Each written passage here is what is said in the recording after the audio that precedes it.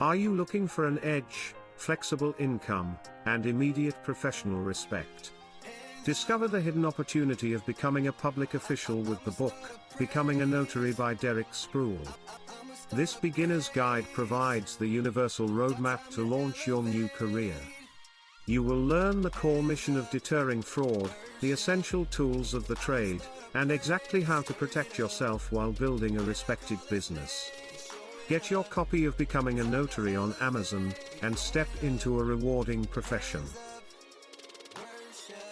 Welcome to Notary Knowledge, and today is Money Making Monday, so we're getting into strategies for building high-volume referral networks via social workers. We definitely are. It is a highly requested topic for anyone focusing on healthcare signings. Right. And today's specific focus is medical center mastery, the hospital route reentry.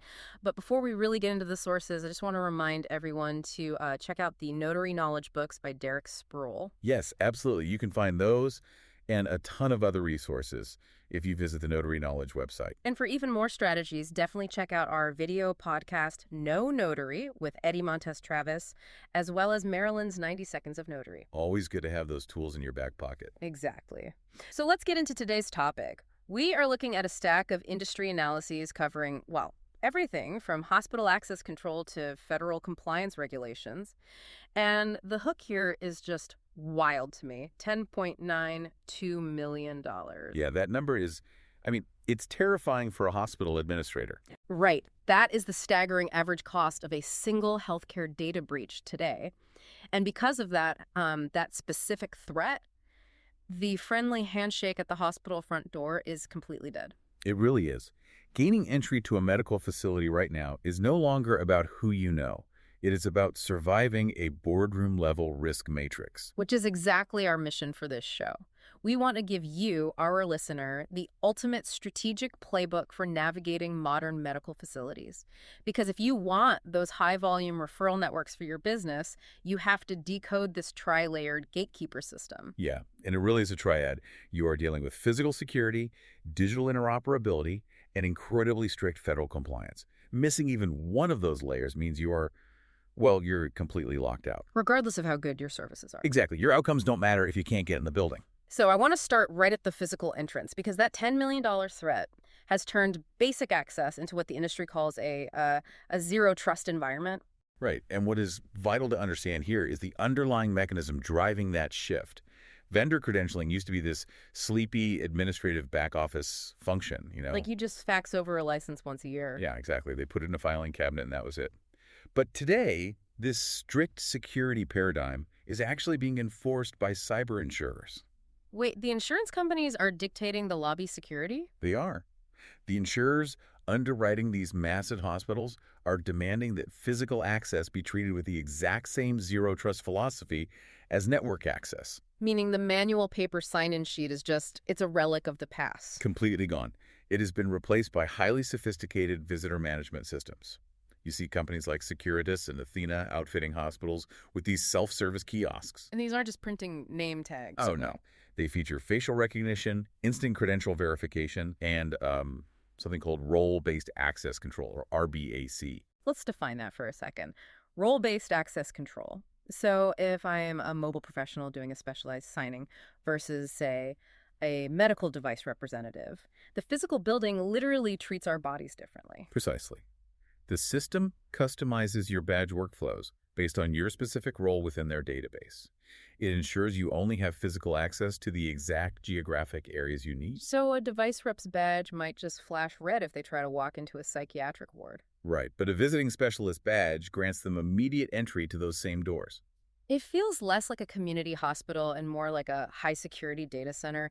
You are authenticated, vetted, and digitally tracked every single step of the way. You are. And you actually have to do the work before you even arrive on site. Yeah, the sources mention these pre-registration portals. You can't just show up and expect to get credentialed in the lobby anymore. No, absolutely not. Long before you arrive, you are uploading proof of liability coverage, active state licensures, and background screenings. And proof of compliance training, right? Yes, highly specific modules mandated by major accrediting bodies like JCA, the Joint Commission, and DNV.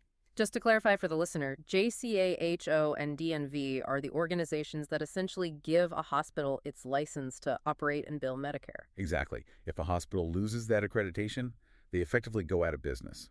So they push that compliance burden down to you, the vendor. Wow. So if your bloodborne pathogen certification expired yesterday? The lobby kiosk instantly blocks the physical doors. It identifies any compliance gap in real time.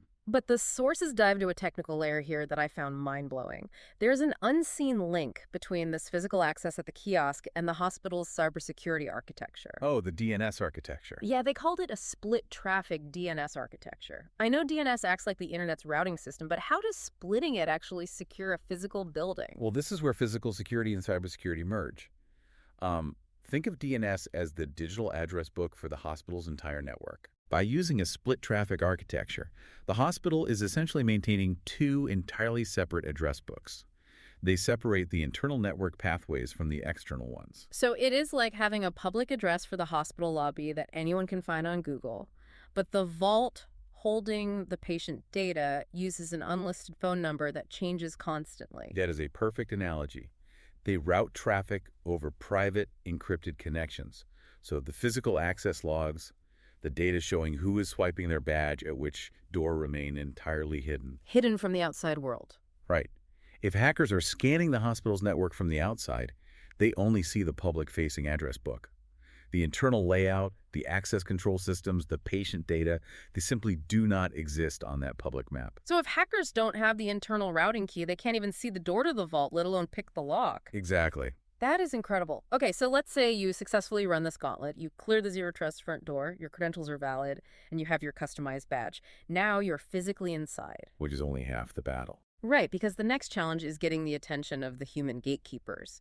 And the sources paint a picture of an environment that is just boiling over with stress. The pressure cooker environment. Once you are inside, you have to engage with the discharge planners and hospital social workers. And to understand their reality, you really have to understand the systemic financial stress they operate under, primarily due to the Medicare Inpatient Prospective Payment System. The IPPS, yes. I read through the mechanics of this, and it sounds like a brutal paradox. It fundamentally changes how hospitals make money, doesn't it? It does. Under the IPPS, Medicare pays hospitals a flat, predetermined rate based on the patient's diagnosis. It's called their Diagnosis-Related Group, or DRG. Okay, so it's a flat rate. Right. It doesn't matter if the patient stays in the hospital for 3 days or 13 days, the hospital gets the exact same amount of money. Meaning every additional day a patient stays in the bed, the hospital is actively losing money on them. Exactly. So the social workers are evaluated on keeping the average length of stay, the LOS, as short as possible. The hospital desperately wants beds cleared to bring in new patients. But here's the paradox, right? The hospital faces massive financial penalties from Medicare if those same patients are readmitted within 30 days. It's an intense dual pressure. They are caught between institutional throughput goals, moving people out quickly, and the clinical imperative to ensure patient safety so they don't bounce right back to the ER. This is what leads to that terrifying phenomenon the sources mentioned, where patients are discharged quicker and sicker. Yeah, often into homes that are completely ill-equipped for their recovery. You know, this reminds me of Keisha in Alabama. Like Keisha was telling us, she had a real gut feeling during a signing at a nursing home that a patient had just been rushed out way too fast. Well, that's exactly the reality these social workers are facing. And add administrative chaos to that emotional burden. A frontline social worker is spending hours making manual phone calls, dealing with fax machines that literally jam because patient files are hundreds of pages long. Just trying to find a post-acute provider who has an open bed. Right, or someone who accepts the patient's specific insurance. Which raises the central question for anyone trying to partner with these facilities. How do you actually cut through that noise? How do you prove your value to a social worker who is practically drowning in rapid discharge quotas? You do it by leading with hard data, not promotional brochures. A social worker doesn't have the time or the bandwidth for a generic sales pitch. They need a solution, not a flyer. Exactly. If a mobile provider walks in and presents audited 30-day readmission rates, rapid referral response times, and a proven ability to handle complex social drivers of health like food or housing insecurity, they instantly transform from a nuisance vendor into a strategic solution. Because you suddenly become the answer to their institutional targets. You are the tool that lowers the length of stay without triggering the readmission penalty. Precisely. And successful mobile providers are expanding this strategy beyond just social workers. They're aligning with palliative care directors and patient advocates. Which is a huge area for advanced care planning. It is. For a palliative care director, you focus your data on advanced symptom management. You demonstrate how your team bridges the gap between the acute hospital and the patient's home, ensuring that documented wishes, like do not resuscitate orders, are respected outside the hospital. You are basically taking the burden of complex out-of-hospital care off their shoulders. So you've handed the social worker and the palliative director your data, and they are thrilled. They want to give you the referral. Right. But the sources highlight a crazy reality here. None of that human goodwill matters if the hospital's software literally prevents them from finding your name. This is where we transition from human relationships to the invisible digital pathways of modern healthcare. Having the right data is useless if you are invisible in the software systems they use to actually route the patients. We'll be right back. Attention entrepreneurs, Anthony and Luca's Pizza Kitchen is now franchising across the United States. Anthony and Luca's concept revolves around serving the best quality New York pizza, Jersey boardwalk-style pizza, and killer cheesesteaks. They have their dough made in New York and their rolls flown in from Philadelphia, making them the most authentic in their sector. Average unit volume is off the charts, with one unit breaking $90K in monthly sales out of a tiny 1,000 square foot location. If you are interested in learning more about being part of the best in the business concerning pizza, cheesesteaks, panzerotti, and Italian street food, check them out at www.anthonyandlucaspizza.com or email franchise@anthonyandlucaspizza.com. Because when a social worker initiates a discharge today, they're not reaching for a physical Rolodex. No, they are leveraging transition of care software platforms like CarePort, CuraSpan, and Aiden. And these aren't just standalone apps on an iPad. They are deeply integrated directly into the hospital's massive electronic health record systems, like Epic and Sleaner. Natively embedded, CarePort alone manages a national database of over 110,000 post-acute providers. Wow. Yeah. If you are a mobile professional and you have not proactively registered your business in these specific registries with your clinical competencies verified, you are literally invisible to the discharging clinician. The software simply will not populate your name as an option when they search. It won't. They couldn't send you a patient even if they personally wanted to. That blew my mind when I read it, and this interoperability is being forced from the top down by the government, isn't it? It is. The Centers for Medicare and Medicaid Services implemented conditions of participation that mandate real-time event notifications. The ADT feeds. Right. Admission, discharge, transfer. At the exact moment a patient is admitted or discharged, the hospital system automatically fires off encrypted notifications to the patient's primary care physician and their designated post-acute partners. Which requires everyone to speak the exact same digital language. This kind of reminds me of Carl in Nevada. He was dealing with vital records, and it's a similar concept.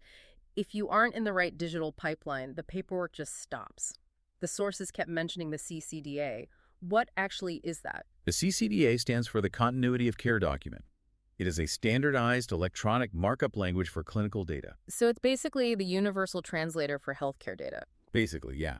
It ensures that when a hospital's Epic system sends an allergy list or a medication history, your mobile provider software knows exactly what to do with that data and places it in the correct fields automatically. And the most aggressive providers are using all this data to capture referrals before their competitors even know the patient is sick. Oh, absolutely.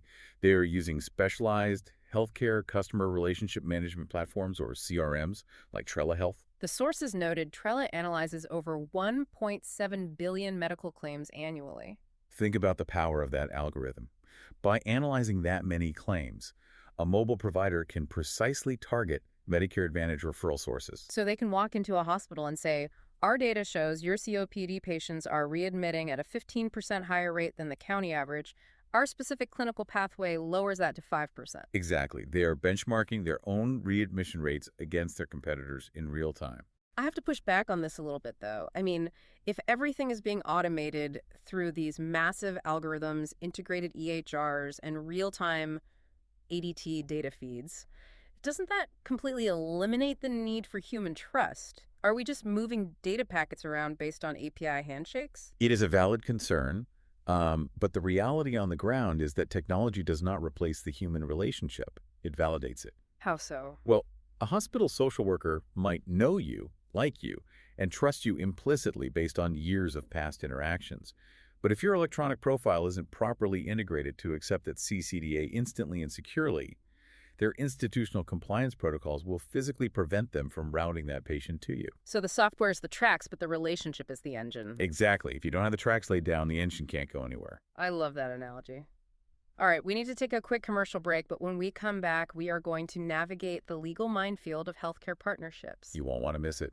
And we are back. So we've got the physical badge, we've navigated the pressure cooker to build relationships with the social workers, and the software is officially routing patients to our CRM. Sounds like a perfect setup. It does. We are officially making money, but the sources point out a terrifying reality.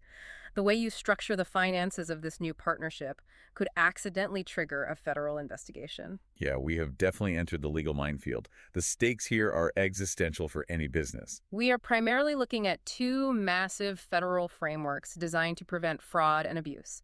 The Physician Self-Referral Law, commonly known as the Stark Law, and the Federal Anti-Kickback Statute, or AKS. Let's start with the Stark Law. I'm looking at the notes on this, and it says it is a strict liability statute. Does that mean what I think it means? Like, if a provider makes an honest accounting mistake, they are still a federal criminal. Strict liability means intent does not matter. If you accidentally violate the Stark Law, meaning you refer a Medicare or Medicaid patient to an entity where you have a financial interest, and it doesn't fit into a predefined legal exception, you are guilty. Full stop. Wow. And the penalties. An accidental violation still results in massive penalties, up to $15,000 in fines per individual service, plus treble damages. Treble damages, meaning paying back 3 times the amount of the original claim. Yes. It's like playing a high-stakes board game where breaking a rule you didn't even know existed bankrupts your entire company instantly. It really is. But the AKS, the anti-kickback statute, that one functions a bit differently. Right, because the AKS focuses on intent, doesn't it? It does. It prohibits knowingly and willfully paying or receiving remuneration, which means anything of value, cash, or in kind to induce referrals. But here is the critical shift the sources highlight. The government recognizes that these legacy laws were built for an outdated fee-for-service world. Right, where incentivizing volume was the core problem. Now the entire industry is moving toward value-based care. To continue my board game analogy, the government essentially released an expansion pack to make the rules fit the modern game. Exactly. They introduced value-based exceptions, or VDEs, to the Stark Law, and corresponding safe harbors for the AKS. And these frameworks are designed to actually reward providers for collaborating and improving outcomes, right? Without the constant fear of crushing federal penalties. Yes. The sources lay out 3 distinct tiers for these value-based exceptions, based entirely on how much risk the providers are willing to take on themselves. Let's break those down. The highest tier is full financial risk. In this model, the provider is financially responsible for the entire cost of care for a target patient population. If the care costs more than the fixed budget, the provider eats the loss. That sounds incredibly risky. It is. Then there is meaningful downside risk, where the provider is on a hook to repay a significant percentage like 10% under Stark or 5% under AKS if they fail to meet specific quality or cost targets. And the third tier. Care coordination arrangements, which requires no downside financial risk at all. Now, this seems like the absolute sweet spot for a mobile professional who wants to integrate closely with a hospital but simply does not have the capital to take on massive financial liability. It absolutely is a sweet spot, but you still have to be incredibly careful about how you provide value to the hospital. You can't just buy their favor. Right, which makes me think of Patty in D.C. doing guardianship petitions, Yep. or Fiona in Idaho reporting suspected elder abuse during a signing. When you are dealing with sensitive, high-stakes referrals, the compliance has to be airtight. You can't be bribing people for access. A perfect example in the sources is a recent advisory opinion from the Office of Inspector General, OIG Advisory Opinion 2214. It dealt specifically with continuing education events. I read this part. So if a mobile provider wants to host a continuing education lunch for hospital staff to build relationships, the OIG outlined incredibly strict rules to ensure that lunch isn't viewed as an illegal kickback. The rules are absolute. Attendees must be charged fair market value fees to attend the education. The content must be objectively educational and accredited, not a veiled sales pitch. And the food. It must be strictly modest. The OIG specified limits of $15 to $20 per person, and absolutely no alcohol can be served. And you can't selectively invite attendees based on their past referral volume, right? Correct. So a $15 sandwich, a bottle of water, and accredited learning. If you offer a steak and a glass of wine to your top referrers, you have just crossed into a federal crime. Which brings us to the ultimate synthesis of all these sources. How do you combine the physical access, the digital integration, and the legal compliance into a winning strategy? You do it through something called a risk-adjusted alignment score. Yes. Imagine walking into a hospital boardroom. You don't hand them a glossy brochure about how much you care about patients.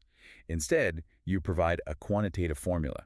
You prove to the hospital exactly how your service lowers their total cost of care, reduces their specific discharge delays, and helps them meet incoming regulatory burdens. You say, our CRM is SOC2 Type 2 certified, we execute full business associate agreements, our CarePort integration is live, and our care coordination arrangement fits perfectly into a Stark Law value-based exception.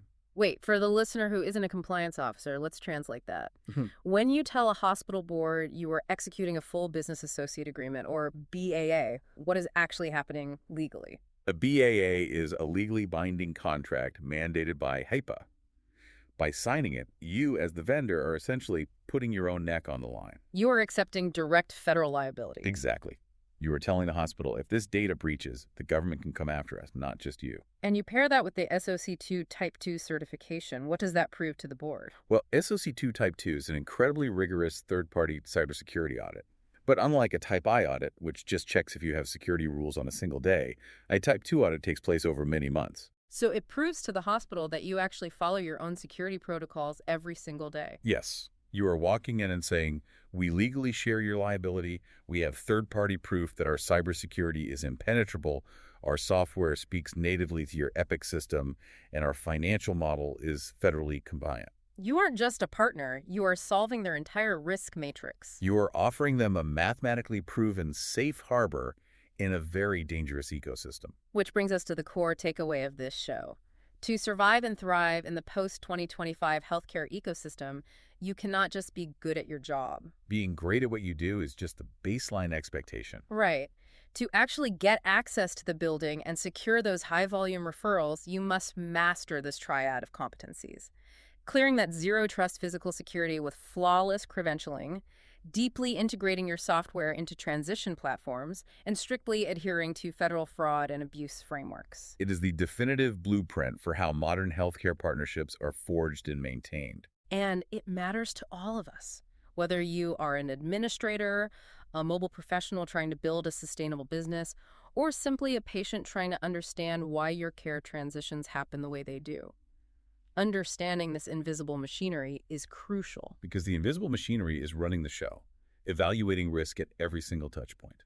And speaking of that machinery evaluating risk, I want to leave you, our listener, with a final provocative thought based on the sources we reviewed. Oh, about the predictive AI. Yeah, we talked a lot about the incoming wave of regulations and the massive use of predictive AI in clinical decision tools. As algorithms get better and better at analyzing billions of claims to predict exactly which post-acute provider will prevent a readmission for a highly specific patient profile, will the next generation of referral networks remove human choice from the hospital discharge process entirely? It really is the logical conclusion. I mean, if the AI knows with mathematical certainty exactly which provider will keep the patient healthiest and save the hospital the most money, will the social worker or even the patient have a say in the matter? Something for you to mull over, because while the friendly handshake might be dead, the algorithms are just waking up. Remember, email your questions to Derrick at derrickspruill.com. We will try to answer as soon as possible at the end of our shows. Exec producer Derrick Spruill, lead writer Marylyn Trotter, graphics Montes Travis, music Thomas Bynum, produced by Magnificent Workz Business Solutions. Don't just be listeners of the knowledge, be doers of the knowledge. This is Notary knowledge. Until next time. Are you looking for an edge, flexible income, and immediate professional respect? Discover the hidden opportunity of becoming a public official with the book, Becoming a Notary by Derrick Spruill. This beginner's guide provides the universal roadmap to launch your new career. You will learn the core mission of deterring fraud, the essential tools of the trade, and exactly how to protect yourself while building a respected business. Get your copy of Becoming a Notary on Amazon, and step into a rewarding profession. When I call his name, he's showing up. Time to